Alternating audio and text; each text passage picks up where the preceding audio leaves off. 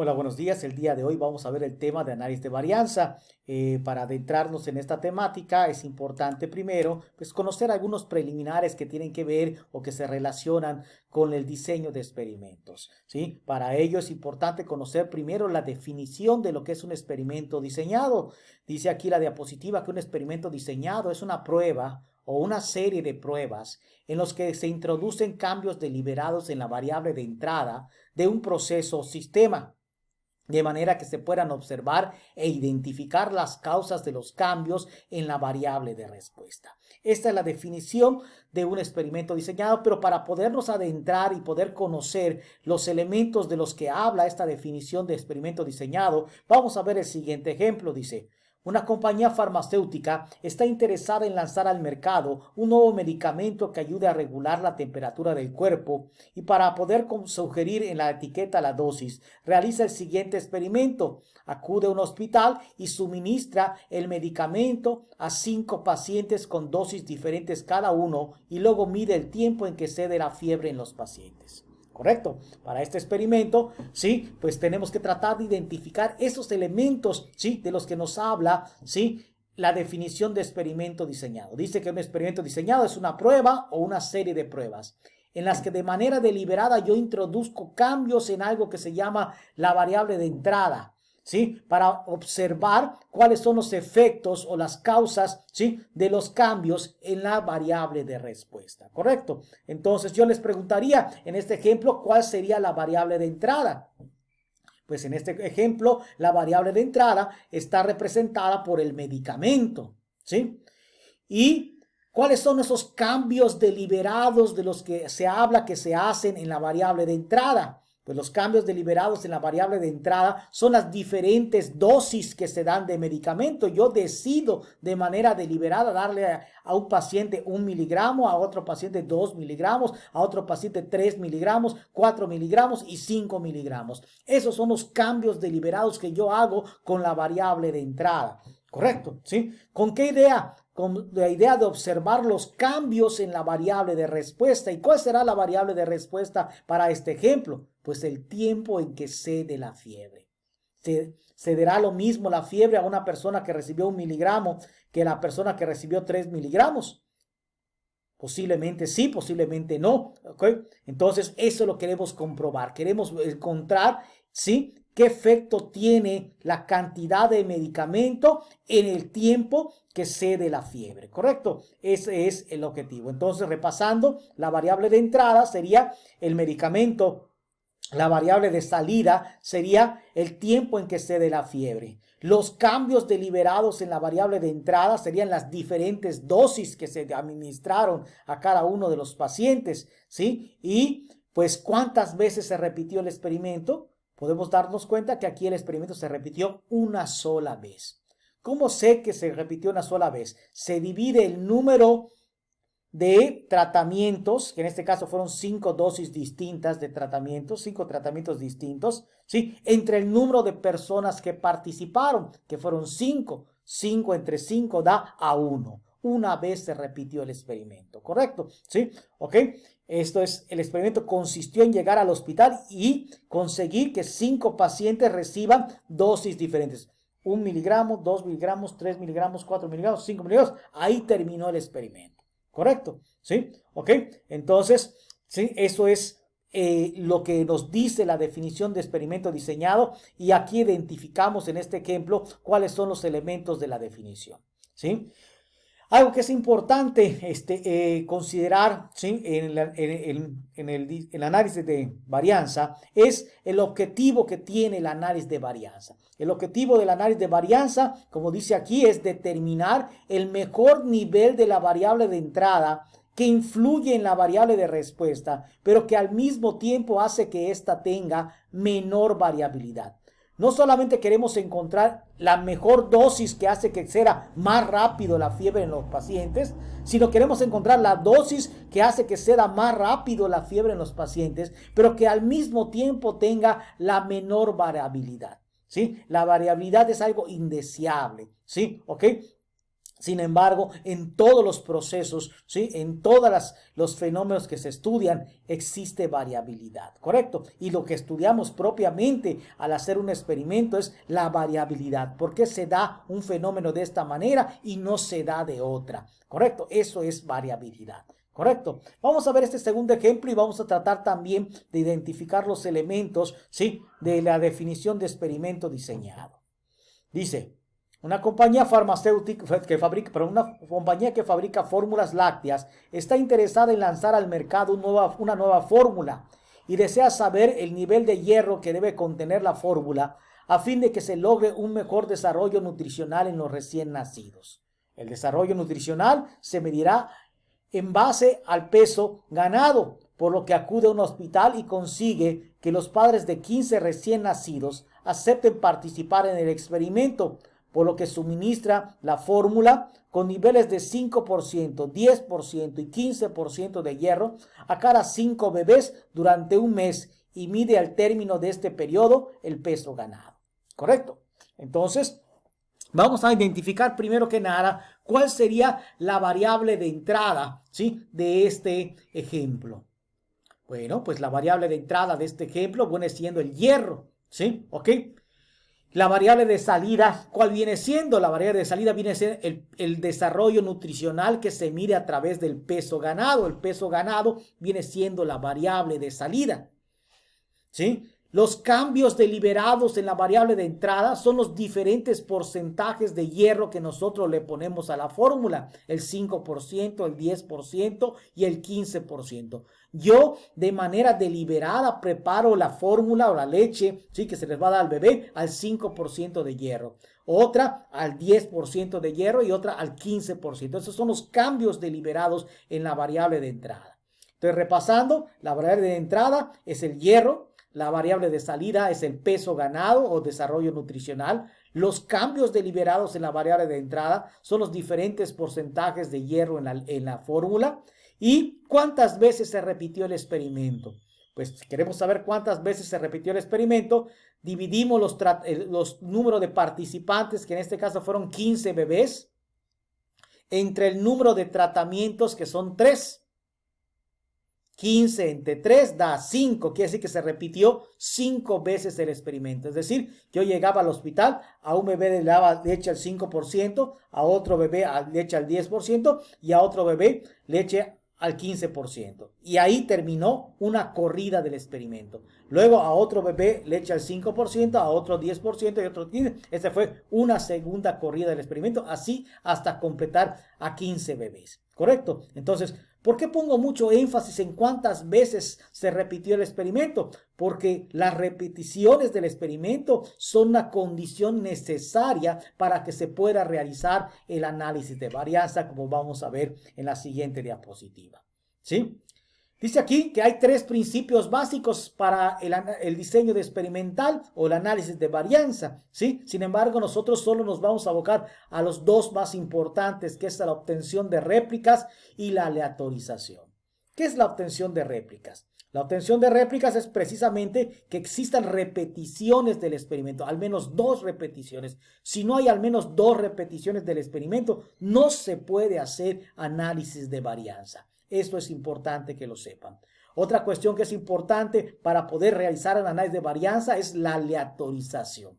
Pero ¿qué vamos a entender por aleatorización? Dice aquí que por aleatorización se entiende el hecho de que tanto la asignación del material experimental como el orden en que se realizan las pruebas individuales o ensayos se determine en forma aleatoria. Eso es aleatorización.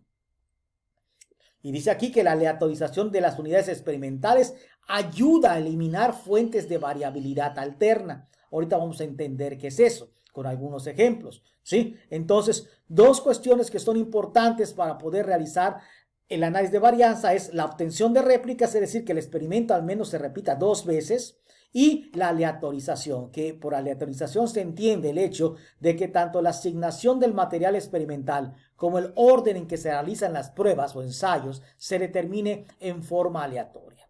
¿Ok? Esto a lo mejor no queda muy claro, esta definición de lo que es aleatorización, por eso les voy a platicar una experiencia que tuve cuando iba a hacer mi tesis de licenciatura. Cuando yo iba a hacer mi tesis de licenciatura de licenciado en matemáticas, me mandaron a trabajar con una doctora de la Facultad de Veterinaria y esta doctora estaba estudiando un hongo comestible que se llamaba, el nombre científico, Pleurotus dijamur, mejor conocido o más popularmente conocido como seta, ¿sí? Estas setas son un hongo que se consume más comúnmente en el centro del país, en la Ciudad de México. La gente acostumbra consumir este hongo llamado seta, ¿sí? Lo fríen con otros ingredientes, ¿sí? Y hacen tacos de esto, ¿sí? ¿Y cuál es la importancia de este hongo? Sí, pues que tiene propiedades nutricionales superiores a los de la carne. Y esta doctora se dio cuenta de que este hongo crecía con mucha facilidad en el desperdicio de Nequén, ¿sí? Entonces ella veía que este hongo crece con mucha facilidad en el desperdicio de Nequén y pues dadas sus propiedades nutricionales, la intención de ella era introducir este hongo en la dieta de los yucatecos. Correcto, esa era su intención, ¿sí? Ok, entonces a mí me invitaron a trabajar con ella y ella acostumbraba a hacer degustaciones de comidas preparadas con el hongo, ¿sí? Para irlo fomentando su consumo en la dieta de los yucatecos. Correcto, entonces ella organizaba degustaciones, ¿sí? Y un día en la población de Baca, Yucatán, que es el lugar donde ella realizaba o cultivaba el hongo, ¿sí? Realizó una degustación un sábado por la tarde, a las 5 de la tarde, a través de la presidencia municipal. Se convocó a toda la población a asistir a una degustación. Se pusieron en la presidencia municipal mesas con manteles así bonitos. Se contrató un cocinero para que preparara 3 comidas testigo y 3 comidas experimentales. Las comidas testigo eran el frijol con puerco, que es una comida tradicional de aquí de Yucatán, ¿sí? Ceviche de pescado, que también es tradicional de aquí de Yucatán, y rajas con queso, ¿correcto? Y las correspondientes comidas experimentales, que eran frijol con setas, ceviche con setas y raja con setas. ¿Sí? Estas 3 comidas experimentales fueron preparadas al igual que las comidas testigo, de manera idéntica por el mismo cocinero, solamente reemplazando el puerco por las setas, el pescado por las setas y el queso por las setas. ¿Ok? Fue la única diferencia. ¿Sí? Entonces, cuando empezó a llegar la gente a la degustación ese sábado por la tarde, ¿sí? Se les iba preguntando quiénes querían participar en el experimento y 42 personas aceptaron participar en el experimento. Entonces yo me hice acompañar a algunos amigos de la Facultad de Matemáticas para que me ayudaban a aplicar los cuestionarios que se les administraba a los participantes, donde se les preguntara sobre diferentes cuestiones relacionadas con las comidas. Y había una pregunta que era la más importante, que decía, ¿qué comida te gustó más? Esta era la pregunta más importante de ese cuestionario, ¿sí? De tal manera que las 42 personas que aceptaron participar en el experimento probaban 3 comidas que se les servían en un plato blanco, redondo, todos del mismo tamaño, de cartón, ¿sí? ¿Ok? Una cucharada de cada comida, ¿sí? Y se les daba una servilleta y una botella de agua para que se enjuagaran después de probar cada comida que probaron. ¿Correcto? Y se les aplicaba al término de probar las 3 comidas el cuestionario. ¿Sí? Entonces, para decidir qué comidas iba a probar cada persona, nosotros en una urna hicimos 6 pelotitas marcadas con los nombres de las comidas: frijol con puerco, frijol con setas, rajas con queso, rajas con setas, ¿sí? Ceviche de pescado y ceviche con setas. Y en otra urna teníamos 3 bolitas marcadas con los números 1, 2 y 3. Entonces, cuando llegaba la persona que iba a participar en el experimento, yo metía la mano a la urna donde estaban los nombres de las comidas y sacaba una pelotita y decía, por ejemplo, frijol con setas. Y luego sacaba una pelotita de la urna donde estaban los números y sacaba el número 2, por ejemplo. Eso quiere decir que el frijol con setas lo iba a probar en segundo lugar. Luego metía la mano nuevamente a la columna, a la urna de las comidas y salía, por ejemplo, ceviche de pescado. Y metía la mano a la columna, a la urna de los números y salía el número 1. Quiere decir que el ceviche de pescado iba a probar de primero.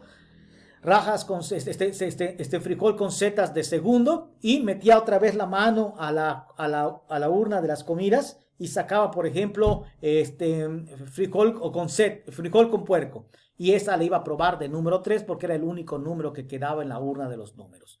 Entonces, como pueden ver, las comidas que probaba cada persona no solo se designaba al azar qué comidas iba a probar, sino también el orden en que las iba a probar se determinaba en forma aleatoria. Eso es la aleatorización, que tanto la asignación del material experimental como en el orden en que se aplican, ¿sí?, o que se hacen las pruebas, se determina en forma aleatoria. Es decir, nosotros sorteábamos al azar las comidas, pero también sorteábamos el orden en que iba a probar dichas comidas. Eso es lo que dice la definición de aleatorización. Muy bien, ok, vamos a ver este otro ejemplo para ir siguiendo identificando los elementos, ¿sí?, de la definición de experimento diseñado y en donde cobra importancia la aleatorización. Dice este ejemplo: un grupo de médicos está interesado en ver si la actividad física vigorosa disminuye el nivel de ácidos grasos en la sangre, planteándose la hipótesis de que la media de los niveles de ácido graso de las personas que realizan actividad física vigorosa es igual a la media de quienes no lo realizan. Los médicos someten a 25 personas a actividad física vigorosa durante un periodo de 3 meses y a otras 25 no, resultando que la hipótesis nula es falsa, es decir, se rechazó la hipótesis nula. Es decir, existe diferencia en el nivel de ácido graso de las personas que hacen actividad física y de las personas que no hacen actividad física. Muy bien. Esta conclusión a la que llegaron los médicos, primeramente vamos a identificar cuál sería, ¿sí?, pues la variable de entrada. La variable de entrada en este ejemplo sería la actividad física, ¿sí? La variable de salida, pues sería el nivel de ácido graso en la sangre. Los cambios deliberados en la variable de entrada, que es la actividad física, pues es el hacer y el no hacer actividad física, ¿correcto? Son los cambios deliberados, ¿sí? ¿Y cuántas veces se repitió el experimento? Pues solamente hay 2 tratamientos, es el hacer y el no hacer, y son 50 personas que participaron. 50 entre 2 da 25. El experimento se realizó 25 veces, es decir, hubieron 25 réplicas del experimento. ¿Y en dónde cobra importancia la aleatorización? Pues la aleatorización, cobra importancia en el hecho de que si los médicos, por ejemplo, hubiesen pensado de esta manera: vamos a poner a las mujeres a hacer ejercicio para fastidiarlas y a los hombres vamos a dejarlos descansar, ¿correcto? ¿Sí? ¿Ok? Entonces, si hubiesen razonado de esta manera los médicos, esa conclusión a la que llegaron de que la actividad física vigorosa disminuye el nivel de ácido graso en la sangre, pudiera ser completamente falsa, porque pudiera no obedecer a la actividad física vigorosa, sino ¿a qué? Pues al sexo de las personas, ¿sí? Porque a las que pusieron a hacer actividad física eran las mujeres y a los que no pusieron a hacer actividad física fueron a los hombres. Entonces ahí se infiltró una variable extraña, ¿ok? ¿Ok? O una fuente de variación alterna que no queremos estudiar, ¿correcto? ¿Sí? Por ejemplo, si los médicos están pensando: vamos a poner a los más grandes a descansar porque pues, les cuesta más trabajo hacer ejercicio, y a los más jóvenes vamos a ponerlos a hacer ejercicio. Entonces, esa conclusión a la que llegaron de que la actividad física vigorosa disminuye el nivel de ácido graso en la sangre pudiera ser también falsa. ¿Sí? Porque pudiera no obedecer entonces a la actividad física, sino pudiera obedecer a la edad de las personas. ¿Correcto? Entonces se nos infiltra de esta forma cuando no se hace de manera aleatoria la asignación de los tratamientos y el orden en que se van a aplicar los tratamientos, ¿sí? Se infiltran fuentes de variación alterna, como dice la definición de aleatorización. ¿Correcto? Entonces, de ahí que sea importante que el proceso sea aleatorio para que puedan en cada grupo de los que hacen ejercicio y no hacen ejercicio caer hombres, caer mujeres, personas mayores, personas jóvenes, ¿sí? Y entonces ya la única fuente de variación ¿sí? La única causa que pudiera provocar el cambio, pues sea justamente la actividad física vigorosa, que es la que queremos estudiar. ¿Ok? ¿Hasta aquí estamos claros? Bueno, pues continuamos, ¿sí? Ya para pasar, antes de pasar a los ejercicios, es importante saber dos definiciones. Primero, la definición de factor, ¿sí? Y luego la definición de tratamiento, ¿sí? Que son dos conceptos que ya de cierta manera ya vimos, pero no con estos nombres. ¿Qué es un factor? Es una fuente de variación de la cual se desea saber si influye o no en la variable de respuesta, cómo lo hace y el nivel en que ésta se manifiesta con mayor o menor influencia. ¿Y qué es un tratamiento? Son los diferentes niveles de un factor. Por ejemplo, en el ejemplo del medicamento contra la fiebre, ¿sí? El factor en estudio era el medicamento. Y los tratamientos eran las diferentes dosis. En el ejemplo de las fórmulas lácteas, ¿sí? El factor en estudio era el hierro, ¿sí? Y los tratamientos eran los diferentes niveles de hierro en la fórmula, el 5, el 10 y el 15% de hierro. En el ejemplo de los médicos, ¿sí? El factor en estudio era la actividad física y los tratamientos eran el hacer y no hacer ejercicio, ¿correcto? Entonces, son lo mismo que estuvimos viendo antes, pero con nombres más específicos, más formales, propios del análisis de varianza. ¿Ok? Continuamos. Bueno, muy bien, pues el análisis de varianza es una técnica que corresponde a una rama de la estadística denominada diseño de experimentos. Dicha técnica permite la comparación de las medias de más de dos poblaciones. Las pruebas de hipótesis que vimos antes solo permitían comparar hombres contra mujeres, los de informática contra los de psicología, los de derecho contra los de contaduría, solamente comparar dos grupos. En cambio, la técnica de análisis de varianza nos permite comparar más de dos grupos, ¿correcto? Sí, eso es la importancia del análisis de varianza, que permite la comparación entre más de dos poblaciones. ¿Ok? La sintaxis que se sigue para realizar el análisis de varianza, pues es la siguiente: analizar, primer paso; segundo paso, comparar medias; el tercer paso es ANOVA de un factor; el cuarto paso es meter la variable que se quiere comparar en el recuadro lista de dependientes; el paso 5 es introducir la variable con base a la cual se desea hacer la comparación en el recuadro factor; el último paso es aceptar.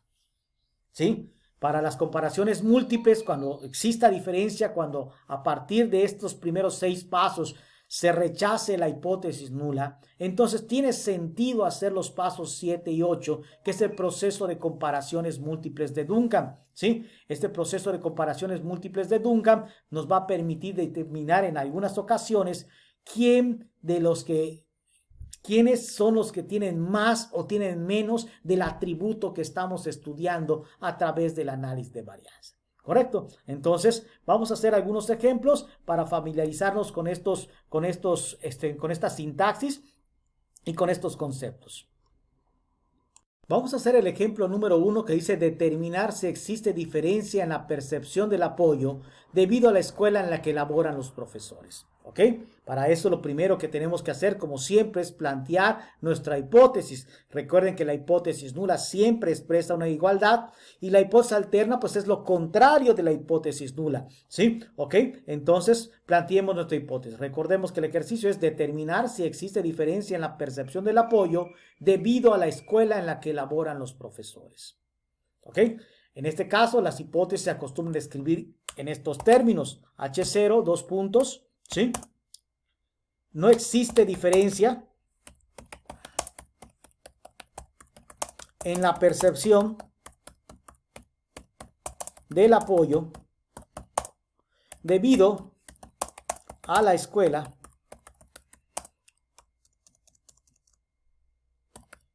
en la que laboran los profesores.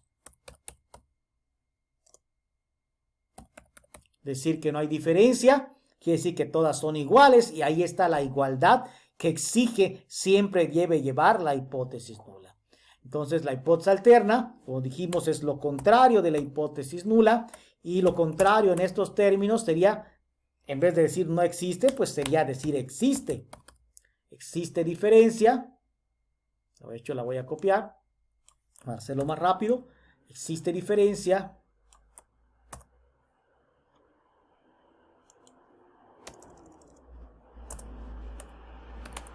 en la percepción del apoyo debido a la escuela en la que laboran los profesores. Y la sintaxis para hacer este ejercicio pues es muy sencilla. Seguimos los pasos que indicaba la diapositiva. El primer paso es analizar. El segundo paso es comparar medias. El tercer paso es ANOVA de un factor. El cuarto paso es introducir la variable que se quiere comparar. En este caso, lo que quiero comparar es la percepción del apoyo, ¿sí? Y en el recuadro que se llama factor, ¿sí? Tenemos que meter la variable con base a la cual se desea hacer la comparación. Nosotros queremos saber si existe diferencia en la percepción del apoyo debido a la escuela en la que elaboran los profesores. Entonces, el factor en estudio es la variable escuela. ¿Ok? Una vez hecho esto, el último paso, el sexto paso es darle a aceptar nomás. ¿Y cómo se interpreta el resultado? Que es este que nos acaba de dar la máquina. Muy sencillo. Si el valor de significancia es menor a 0.05, se rechaza la hipótesis nula. Y si no es menor a 0.05, no se rechaza la hipótesis nula. Y como siempre, si se rechaza la hipótesis nula, se afirma lo que dice la alterna. Y si no se rechaza la hipótesis nula, diremos que no existe evidencia para pensar o para que suceda lo que dice la hipótesis alterna. En este caso, como el valor de significancia es menor a 0.05, se rechaza la hipótesis nula y en esos términos escribiremos nuestra conclusión. Es decir, conclusión, se rechaza la hipótesis nula. Es decir, que se rechace quiere decir pues lo que dice la hipótesis alterna justamente. Es decir, existe diferencia en la percepción del apoyo debido a la escuela en la que laboran los profesores. Y entre paréntesis se ponen los valores estadísticos, los parámetros estadísticos que dan sustento a esta afirmación, que en este caso viene siendo el valor de F, ¿sí? Que nos da la máquina. El valor de F es 9.867. F igual a 9.867. Y en este caso, el valor de P, que es el valor de significancia, ¿sí? Resultó ser menor a 0.05. ¿Correcto? Y esta es la conclusión. ¿Sí? Bueno, en este momento en que acabamos de escribir la conclusión y que ya sabemos que se rechaza la hipótesis nula, es decir, existe diferencia en la percepción del apoyo debido a la escuela en la que laboran los profesores, debería surgir de manera natural una inquietud entre ustedes. ¿Sí? Pues la inquietud que debía de surgir es, pues, ¿qué escuela tiene una mejor percepción o qué escuela tiene una peor percepción del apoyo?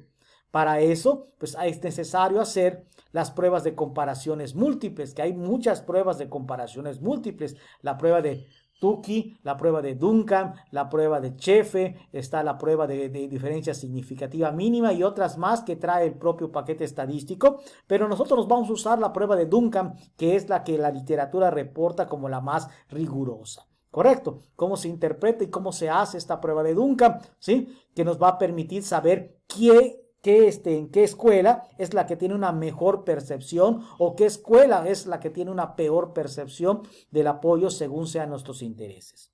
¿Ok?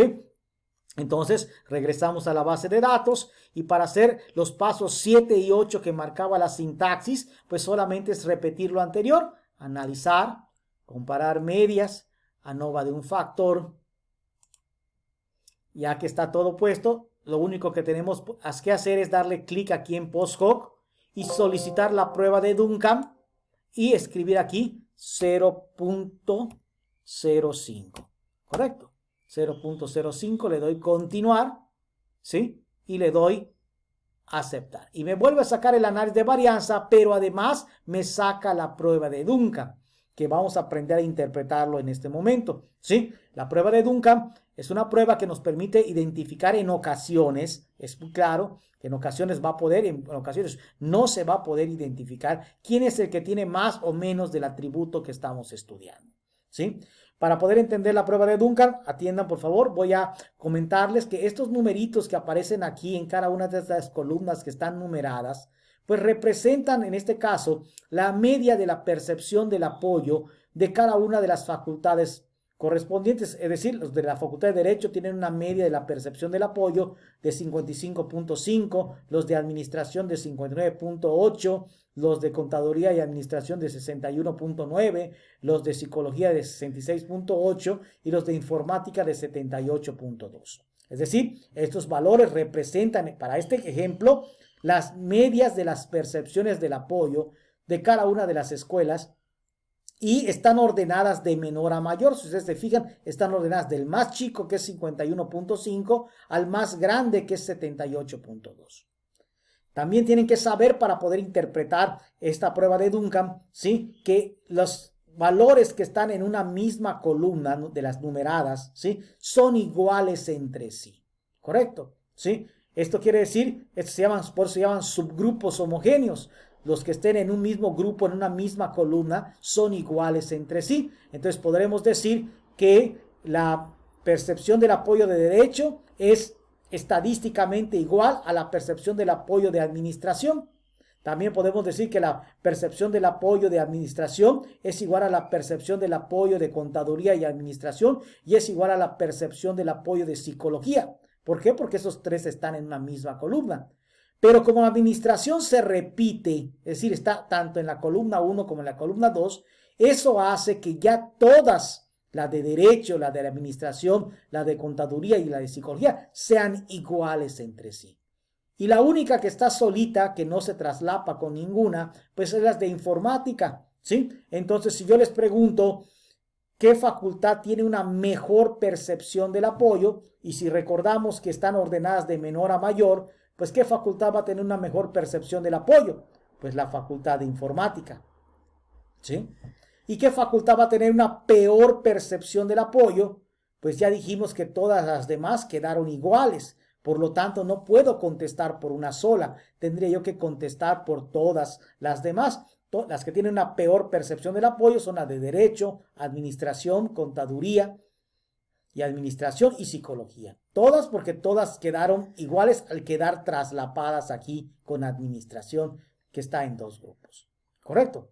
Vamos a imaginar por un momento que esta tablita la voy a llevar para que pueda explicar lo siguiente. Vamos a imaginar por un momento, vamos a imaginar, permítame.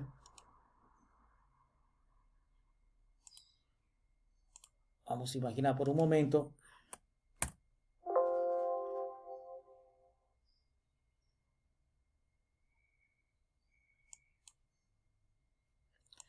que este valor de aquí lo voy a poner en negrito para que no se encuentre. Vamos a pensar que no se encuentra aquí en la tabla. Y les vuelvo a hacer las mismas preguntas que les hice hace un rato. ¿Qué facultad es la que tiene una mejor percepción del apoyo? Pues la facultad que tiene una mejor percepción del apoyo sería informática, que es la que te quedó solita. Y si les preguntara ahora, ¿qué facultad tiene una peor percepción del apoyo? Pues una peor percepción del apoyo, tenemos a Derecho y Administración, que son iguales porque quedaron en un mismo grupo, ¿sí? Y como aquí ya no hay un valor que de traslape, pues solo contestaría Derecho y Administración, ¿correcto? ¿Sí? Solamente para que vayan entendiendo cómo se lee esta tabla de comparaciones múltiples de Duncan. ¿Hasta aquí está claro? Bueno, pues regresamos a la conclusión, a escribir la conclusión de este ejercicio, ¿sí? Entonces, aquí está, se rechaza la hipótesis nula, ¿sí? Es decir, existe diferencia en la percepción del apoyo debido a la escuela en la que laboran los profesores. Siendo que, de acuerdo al proceso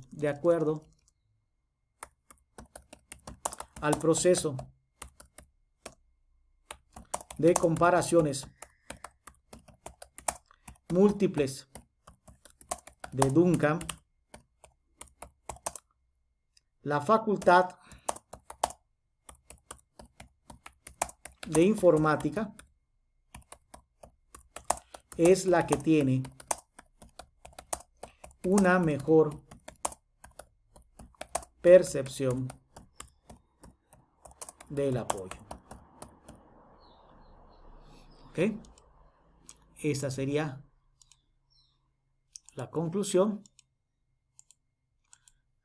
del proceso de comparaciones múltiples de Duncan. No se acostumbra a poner ninguna tabla, solamente se redacta así en prosa. ¿Ok? Bueno, pues aquí tienen este primer ejercicio. Vamos a pasar a hacer otro para ir cerrando este tema. Vamos a hacer el siguiente. Vamos a hacer, por ejemplo,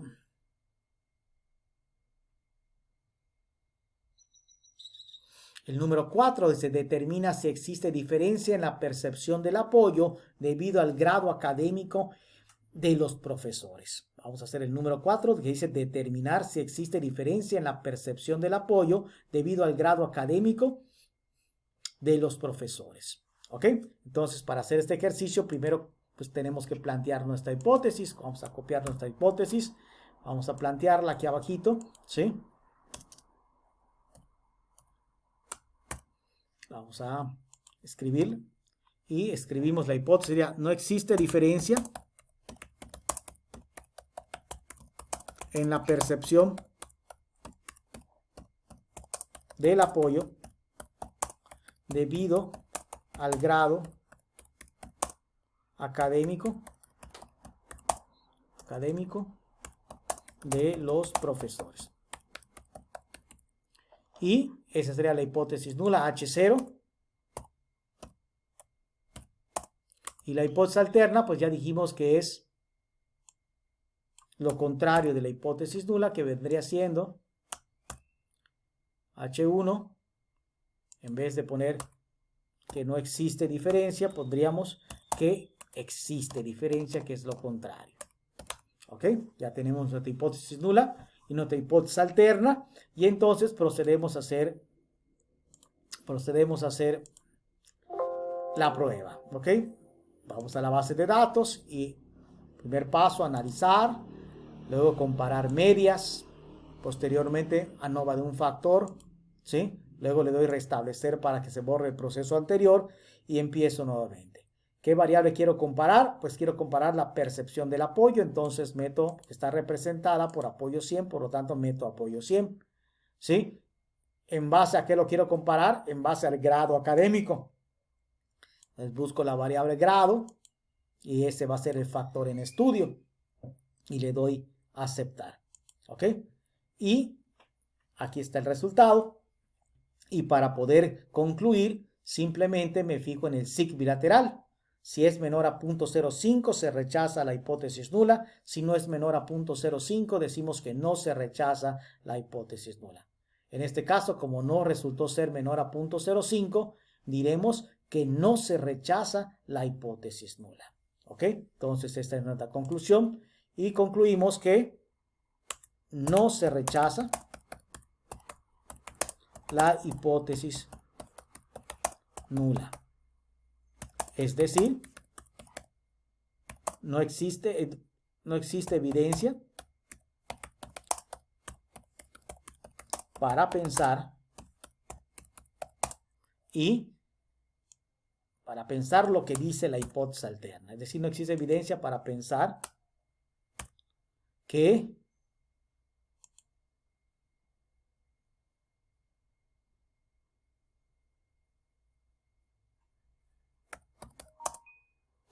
existe diferencia en la percepción del apoyo debido al grado académico de los profesores.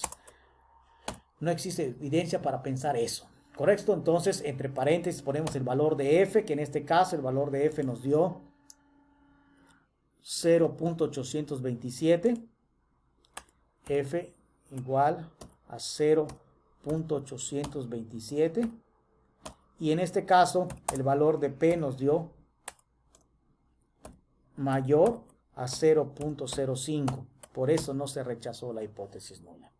Y ya no hago Duncan. ¿Y por qué no hago Duncan? Porque nunca solo tiene sentido hacerse el tratar de buscar quién tiene más o quién tiene menos cuando existe diferencia. ¿Por qué voy a tratar de buscar quién tiene más o quién tiene menos, una mejor o una peor percepción del apoyo, ¿sí? Si ya sé que no hubo diferencia debido al grado? Entonces, hasta aquí quedaría cuando no se rechaza la hipótesis nula.